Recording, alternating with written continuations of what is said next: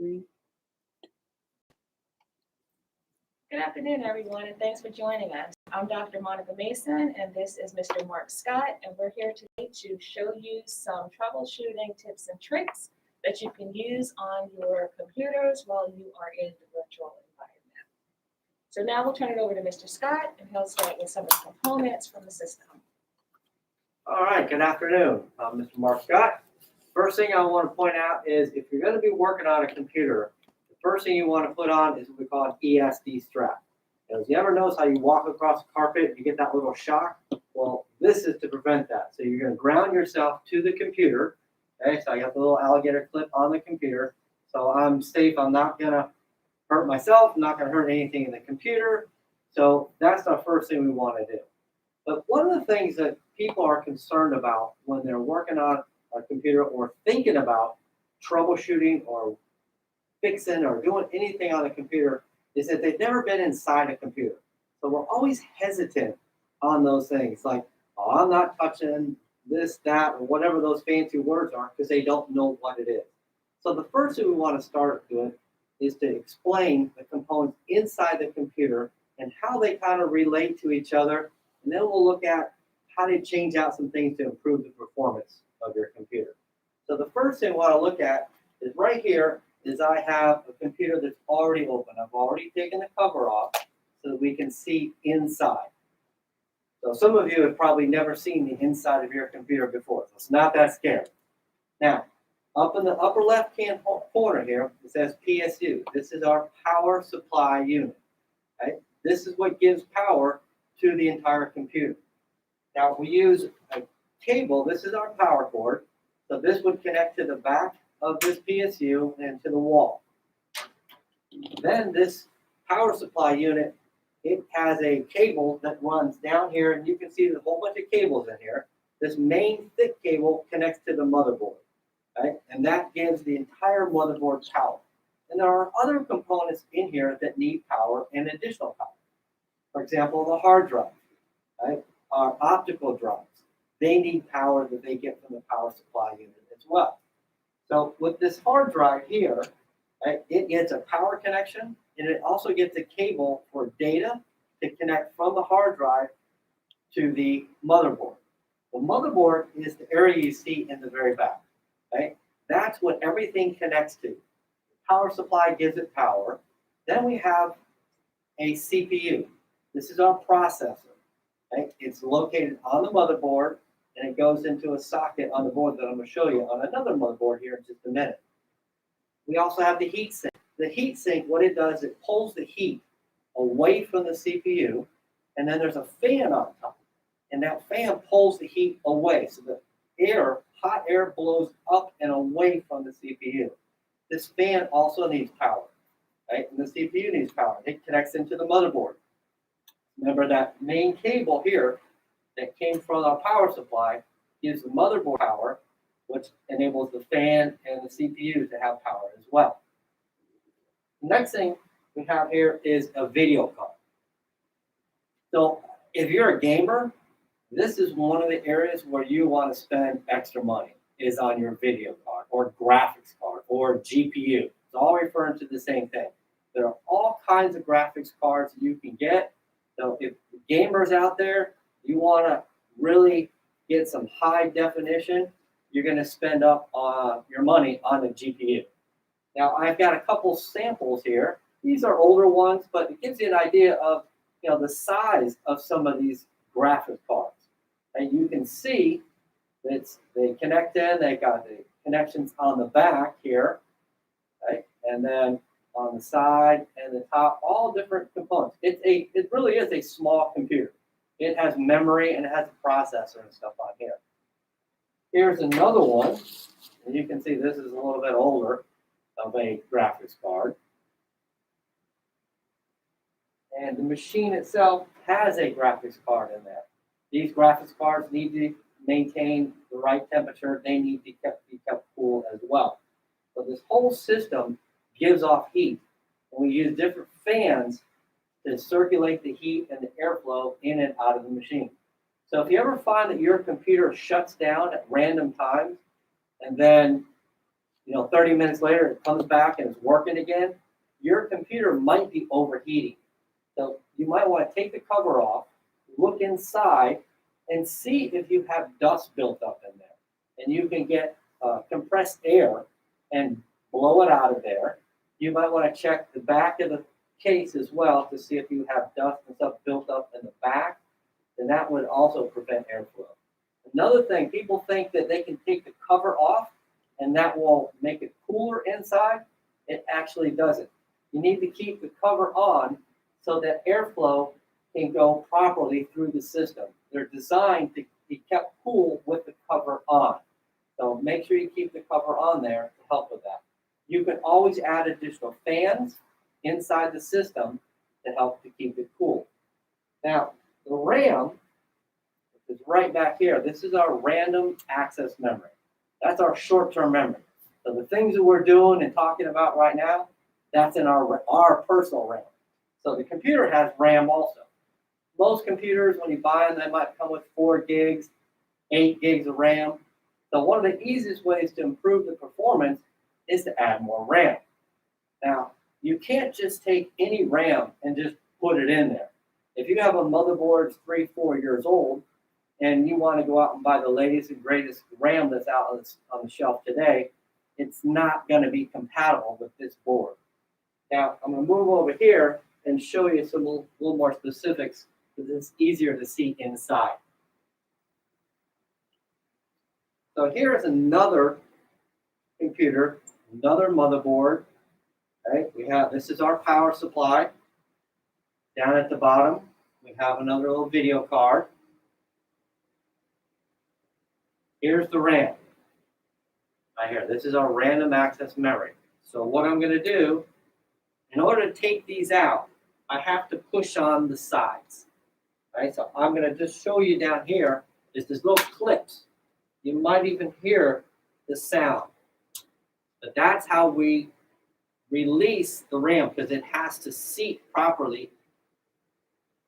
So now that enables me to take the RAM out. Okay, so this is what we call RAM stick, and this is DDR3. The current version right now is DDR4. So I can't go out and buy DDR4 memory to put in this computer. Another issue is there's a little notch here on the bottom. That notch lines up with this motherboard. And then on the sides, we have little notches as well. That's where it holds into place those clips. But what we're going to do is there's a sticker on here. And if you look on the sticker, it's going to tell you the type of RAM, the DDR3. It's going to have the speed of this particular RAM stick in this board right now. Now, I could go out and buy more of exactly the same, or I could go to the manufacturer's website. And there, it's going to tell me for this motherboard what RAM I can put in there. Maybe this RAM is not the best now. Maybe it supports faster RAM today doing an update. Okay? So I might need to do an update on the motherboard, and that'll allow me to have faster RAM. So there, I can have faster RAM and more of it. I might go from 8 gigs to 16 gigs, and then the RAM itself is still going to be faster. So I have more RAM and faster RAM. But the only way we know that is if we go to the manufacturer's website and look up the information, and it will tell us what RAM is now supported. Okay, put this back up here. Again, when you slide this in and out, it makes a little clicking sound that you just slide it in there. Just make sure you have it orientated the right way. Right? And it should come straight out. And when you push it in, you're going to push down on the edges of it, and it'll snap into place. Right? So this is an easy way to make your computer run faster. So we talked about keeping it cool, very important. Getting rid of dust, any buildup in there. So that's another thing we want to make sure we keep. If your computer shuts down randomly, you might have an overheating problem. If you have your computer on the floor and there's carpet on the floor, those carpet fibers do get inside the computer. Okay? So something to look out for. Now, I have another motherboard here. Okay, so here you can see this is an MSI. That's the manufacturer of this motherboard. And it even has the model number on there as well. Right over here, this is where the processor would go. So earlier we looked at the processor with a heat sink on top of it and a fan to pull the heat away from the processor and the motherboard. Well, that's where the processor is, right here. It secures into this little spot, heat sink and fan on top of that. Up at the top part here, this is for the RAM. And you've got the little clips here on the sides. You can hear it. And then when I push it in, these things will snap right back into place when I put the RAM back in. You got the different connections. The PCIe slots, that's where we're going to put our video cards. All right, and we have chipsets on here as well. But this is the motherboard, and this is the computer, all the components in there. We're changing out the RAM to improve the performance of our machine. So now, Dr. Mason is going to go over the next parts of this. Thank you, Mr. Scott. So he just showed you a motherboard, an MSI motherboard. He mentioned that you can go out the manufacturer's website and look and see what type of RAM that motherboard supports.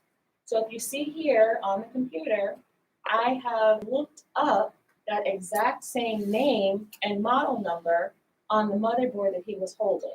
So it takes me to this website, and if you see, it tells you that it supports the DDR3 1600 memory, okay? So you can always go onto the manufacturer's website and see what type of memory your system uses.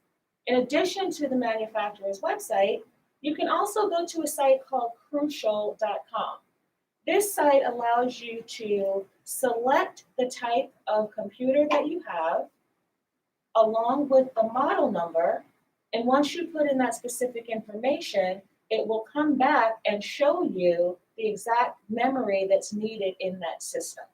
Okay, so you can use this website as a reference, find the memory that you're looking for, and then maybe go out to another site and purchase it, because it might be a little bit costly here on the Crucial website.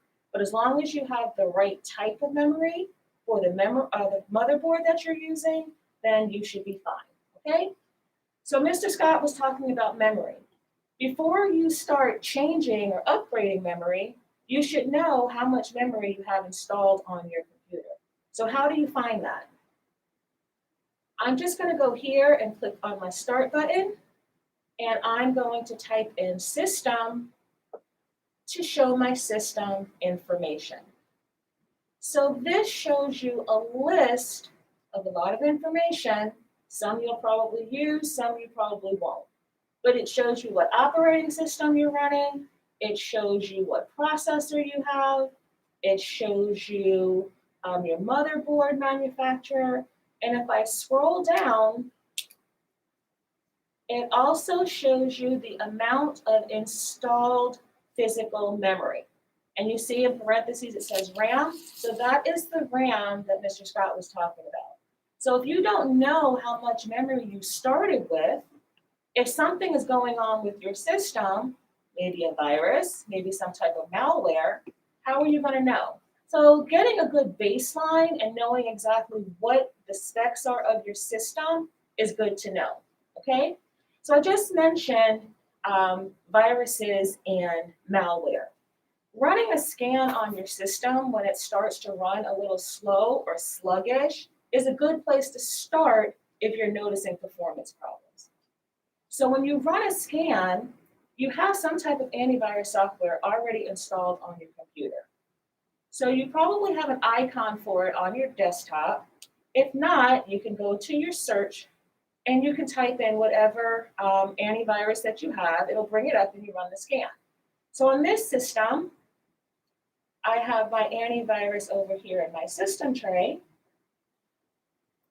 And if I go ahead and double click on it, it opens up.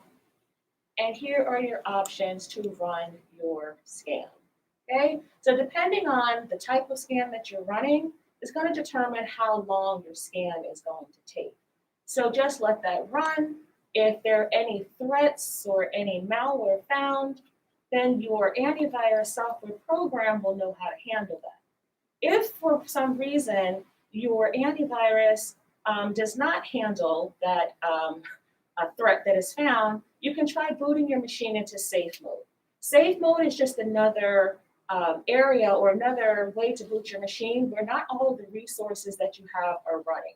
So it's like starting your car in like kind of auxiliary mode. Not everything is running. You can run your scan there and then let your antivirus software determine what it needs to do with that threat. Once you're satisfied with the results, you can go ahead and go back and boot your system up normally. So there's a few steps involved in starting your system in a safe mode. And I'm not going to go through all of those steps right now because number one, it's going to require a restart of my computer and then I'm going to lose you. So if you just do a Google search on how to boot your system into safe mode, then you can find the steps to get there, okay? So another area that you can use to look at the performance of your system, or another tip you can take away, is to make sure that your software is updated, okay? So on Windows, in a Windows environment, you can go to your settings, and again, I'm just using my start button, and I'm searching for system settings. And from here, I'm going to look at update and security.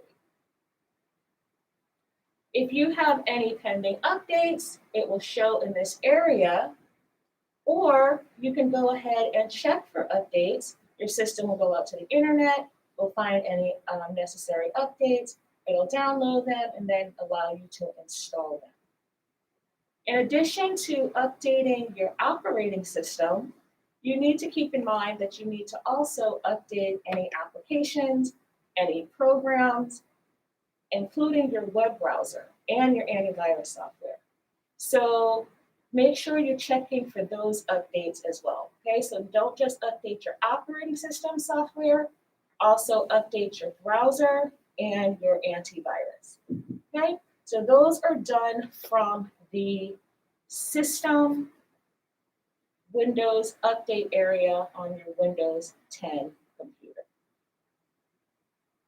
Another thing that you can do to improve the performance of your system is to cut down on unnecessary programs or software, maybe old programs that you haven't used, programs that are out of date that you haven't updated. You can get rid of those things. So how do you get rid of programs and applications? There's a couple of ways you can do things because Microsoft always gives you several options and allows you to do things certain ways. So to remove programs, you can go to your Start button. You can search for your control panel. You can open your control panel up and then go to Programs. And this here will show you a list of all of the programs that you have installed on your system. So if there's something that you are not using, you have not used in a long time, you can go ahead and click on it and then uninstall it. If you are not sure what a program is, do not uninstall it because it might very well be a system program and then that's going to cause problems, okay? So if you're not sure what something is, go ahead and do a quick search on it before you remove it, like maybe should I remove? And then you'll get to see if that's something that you should be messing with or not, okay? So you can remove unwanted programs. You can also remove unwanted apps. So how do you get to your apps on your Windows system? Okay, you can go to your Start button. You can go to your settings again. Well, actually, you can search for apps. And it should bring up your applications, and then it will allow you to remove any apps that you don't want, okay? So from settings, here are your apps. You can go ahead and click on that. and it gives you a list of your apps, and then you can click on it and choose if you want to uninstall those or not. Okay, so I'm just going to mention a few terms here, and I'm not going to go into those into detail, but you're probably wondering why you should get rid of unused software and unused apps. There's something going on in your system called fragmentation, which means that your files are not really close together. So as your system is working, it's taking longer for it to access those files. And if you have stuff that you're not using or you delete something, it takes a little bit of time, and it makes it makes your system a little bit slower. So once you get rid of all of these unwanted apps and programs, you can do a system cleanup or disk cleanup, and then you can run the built-in defragmentation program, and that will help with a lot of some of those areas or some of those things that might be causing your system to run a little bit slowly. Okay. Another thing you can do to test or to check for performance issues is your Wi-Fi. So since a lot of us are working from home and using the internet, the issue could not necessarily be on your PC. It might actually be a Wi-Fi problem. So you want to make sure that you have to navigate and narrow down where the problem is. So if you can, plug your system into Ethernet port. Use a wired connection. If you use a wired connection and you're still having problems, then it could be a problem on your system, or it could be a problem on your with your cable provider or your internet provider. So if you can plug into a wired connection and everything is running fine, but then you take it off that wired connection and you realize there's a problem when you are on Wi-Fi, then you can maybe eliminate the internet provider and think that the problem may be with your wireless connection. So in that case, you might want to restart or maybe try another device first. Try another device and see how it's acting on the Wi-Fi. And then if that device is still having a problem, you might want to restart your wireless devices and your wireless connections, see if it comes back up okay. If it does, you can disable the Wi-Fi on your device, turn it back on. And a lot of times, just using a good old-fashioned restart will clear out all of that stuff and get you going back, without too many problems, okay? So these are just some tips and tricks. Again, we're trying to get you to a point where you don't have to spend money every time there is a small problem going on your system, okay? The last thing that I wanted to mention as far as improving performance is maybe you need to do a reset or to reinstall your operating system. You've tried everything, nothing is working, you're having major problems on your system, you can try to reinstall the operating system. So the newer operating systems make that easy for you to do today. Okay, so again, I'm just going to go to my settings. And from my settings,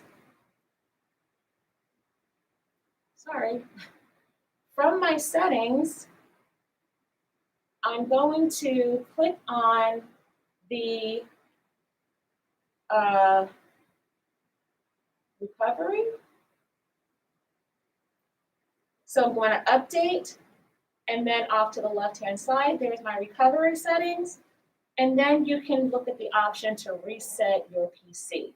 Okay, so once you get started, it will walk you through what you need to know, what you need to do, on how to restart your system or reset it back to factory default, reinstall the operating system, and then start fresh. So there is an option for you to either wipe everything off, including all of your files, or to just reset the operating system to a clean slate. Okay, so those are some tips and tricks that we have for you to be able to improve the performance of your system. Before I end, there are a couple of things that I wanted to show you. So we talked about some tools that you can use. This website, Ninite, NINITE.com, shows you different programs that might be helpful for you. You have different web browsers, you have different messaging apps, you have different security apps. These security apps, right, are malware and antivirus. So these are free for you to use, right? So you can go onto this website and determine what you might need, what you might want, and what might help with the situation that you're in. If you don't have an antivirus software, you don't have to buy one. Go to this website, you can download one, okay? You don't have a program that will zip files for you, you can go to this website, you can look under the compression. Here are some programs that will assist you in zipping your files. So you don't have to purchase this. This is here for you to use for free, okay? The other thing that I wanted to talk about is our program. And this program is helping you become a IT support person, either hardware or software. So you're getting courses and skills that will help you to secure a position as a support technician. So as you can see here, these are some of the career paths: computer network support specialist, computer user support specialist, right? And maybe some of the hourly wages in this area. So we encourage you to go to the Fayetteville Tech website and take a look at the PC support and programs, PC support and services programs, and you can learn a lot more of these tips and tricks to help you save money as you troubleshoot your computers. I think that is all. Do you have anything else, Mr. Oh, Scott? that sounds good. I think that's it. Thanks for joining us this afternoon.